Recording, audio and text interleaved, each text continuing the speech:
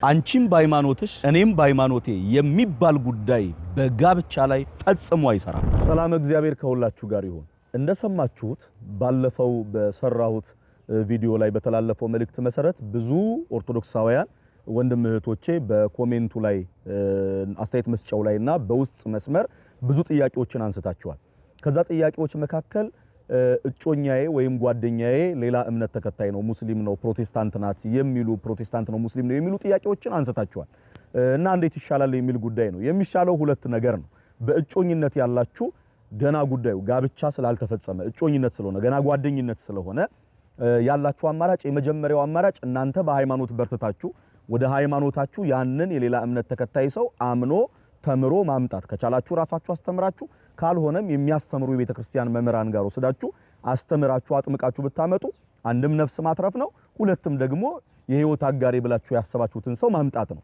ስለዚህ ማስተማር ነው። ሁለተኛው አማራጭ ግን ሳይቃጠል በቅጠል እንዲሉ አባቶቻችን አስቀድሞ ነገሩን ከወዲሁ መዝጋት ነው። ምክንያቱም በቤተክርስቲያን በኦርቶዶክሳዊ ተዋሕዶ ቤተክርስቲያን የተለያየ እምነት ያላቸው ወይም ሚክስድ ሜሬጅ የሚባለውን አስተሳሰብ ቤተክርስቲያናችን አትደግፍም አትቀበልም።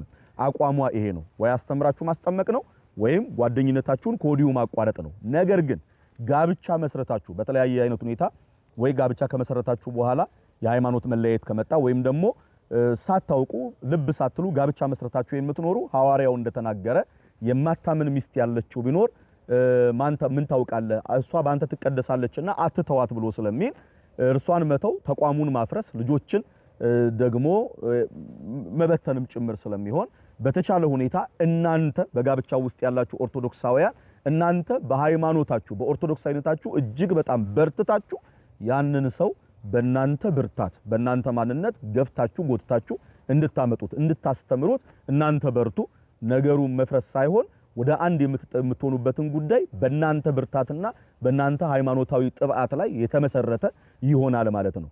በእጮኝነት ያላችሁ ግን ሁለቱን መሰረታዊ ጉዳዮች ከወዲሁ አስቡ። ብዙዎቻችሁ እንዲህ አይነት ችግር ውስጥ ነው ያላችሁት። በጣም በፍጥነት መፍትሄ እንድትወስዱ አሳስባለሁ። ሰላም እግዚአብሔር ከሁላችን ጋር ይሁን።